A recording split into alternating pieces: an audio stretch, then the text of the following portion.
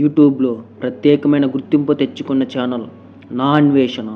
ప్రపంచమంతా తిరుగుతూ తనదైన శైలిలో అన్వేషణ చేస్తూ, అంతేకాకుండా మహాభారతంపై దాదాపు 60 ఎపిసోడ్ల సిరీస్ చేసి యువతకు పౌరాణిక కథలను సులభంగా వివరించిన ఛానల్గా పేరు సంపాదించి, అంతేకాదు బెట్టింగ్ యాప్స్ వల్ల యువత నాశనం అవుతుందని, వాటిని నిషేధించాలని బలంగా పోరాటం చేసిన ఛానల్గా కూడా గుర్తింపు పొందింది. ఇలాంటి సామాజిక అంశాలపై గట్టిగా మాట్లాడిన ఛానల్కు ఒకప్పుడు విపరీతమైన ఆదరణ లభించింది.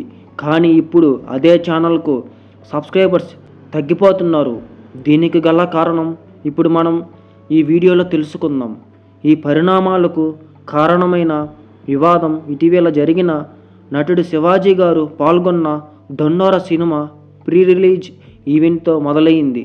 ఈ ఈవెంట్లో శివాజీ గారు మాట్లాడుతూ భారతీయ సంస్కృతి సంప్రదాయాల గురించి ప్రస్తావిస్తూ హీరోయిన్ల చీర కట్టుకోవాలి, పొట్టి వస్త్రాలు ధరించకూడదు అంటూ వ్యాఖ్యలు చేశారు.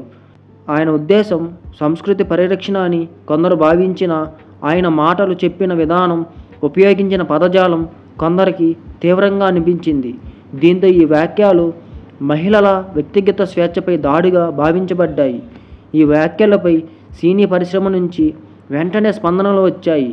యాంకర్ అనసూయ, గాయని చిన్మయి సహా పలువురు నటీనటులు సోషల్ మీడియాలో స్పందిస్తూ మహిళల ఎంపికలను గౌరవించాలి, దుస్తుల ఆధారంగా మహిళలను తీర్మానించడం సరికాదని వ్యాఖ్యానించారు. అదే సమయంలో సోషల్ మీడియాలో మరో వర్గం శివాజీ గారికి మద్దతుగా నిలిచింది. భారతీయ సంస్కృతి గురించి మాట్లాడడం తప్పు కాదని, ఆయన మాటలను వక్రీకరిస్తున్నారని కొందరు అభిప్రాయపడ్డారు. ఈ నేపథ్యంలో అనసూయపై వ్యక్తిగత విమర్శలు, ట్రోల్స్ కూడా జరిగాయి. వివాదం పెరిగిన నేపథ్యంలో శివాజీ గారిపై కొన్ని చోట్ల ఫిర్యాదులు నమోదయ్యాయి. ఈ కేసుల విచారణలో భాగంగా శివాజీ గారు మహిళా కమిషన్ కార్యాలయానికి హాజరయ్యారు. మహిళా కమిషనర్ గారు ఆయనకు కొన్ని సూచనలు చేశారు. తన మాటల వల్ల ఎవరికైనా బాధ కలిగితే అది తన ఉద్దేశం కాదని చెబుతూ శివాజీ గారు బహిరంగంగా క్షమాపణలు చెప్పారు. దీంతో ఈ వివాదం ముగిసినట్టే అని చాలామంది భావించారు. అయితే ఈ అంశం మళ్ళీ కొత్త మలుపు తిరిగింది. 2 రోజుల క్రితం నా అన్వేషణ యూట్యూబ్ ఛానల్లో శివాజీ గారు మరియు గరికపాటి గారిపై తీవ్ర విమర్శలు చేస్తూ ఒక వీడియో విడుదలైంది. ఒకసారి ఈ ఆడియో క్లిప్ వినండి. పంతులు గారు మేము ఆగుతారు, మీరు చీరలోను మీ అందం నిండుగా కప్పుకునే బట్టల్లోనే ఉంటుంది తప్పితే సామాను కనపడే దాంట్లో ఏం ఉండదు. చెప్పడానికి ఆడియో క్లిప్లో ఉపయోగించిన భాష, వ్యక్తిగత వ్యాఖ్యలు అనేక మందిని ఆశ్చర్యానికి గురి చేశాయి. సమాజంలో బాధ్యతగా మాట్లాడాల్సిన యూట్యూబ్ ఛానల్లో ఈ స్థాయిలో మాట్లాడడం సరైనది కాదని ప్రశ్నలు మొదలెత్తాయి. దీనికి కొనసాగింపుగా నిన్న నా అన్వేషణ ఛానల్ శివాజీ గారికి క్షమాపణలు కోరుతూ మరో వీడియో విడుదల చేశారు. కానీ ఆ వీడియోలో కూడా పౌరాణిక అంశాలు ప్రస్తావించిన విధానం తీవ్ర విమర్శలకు దారితీసింది. ముఖ్యంగా సీతాదేవి తల్లి మరియు ద్రౌపది వంటి పౌరాణిక పాత్రలపై అవమానకరంగా మాట్లాడారనే ఆరోపణలు వినిపిస్తున్నాయి. ఇది అనేక మంది భావోద్వేగాలను గాయపరిచిందని సోషల్ మీడియాలో విమర్శలు వెల్లువెత్తున్నాయి.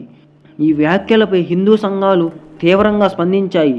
నా అన్వేషణపై చట్టపరమైన చర్యలు తీసుకోవాలంటూ డిమాండ్లు చేస్తున్నారు. పౌరాణిక పాత్రలను, మత విశ్వాసాలను తక్కువ చేసేలా మాట్లాడడం సరికాదని వారు అంటున్నారు. ఈ విషయం సోషల్ మీడియాలో పెద్ద ఎత్తున చర్చకు దారితీసింది. దీంతో నా అన్వేషణ ఛానల్పై నమ్మకం తగ్గుతోందా అనే ప్రశ్నలు ముందుకు వస్తున్నాయి.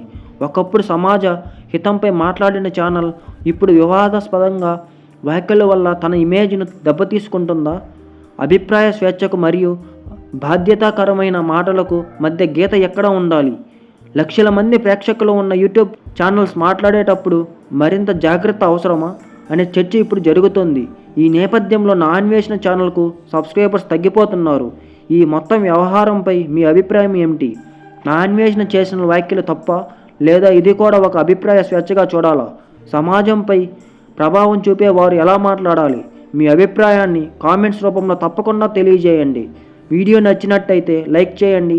ఇలాంటి మరిన్ని వీడియోస్ కోసం మా ఛానల్ను సబ్స్క్రైబ్ చేసుకోండి. Thanks for watching.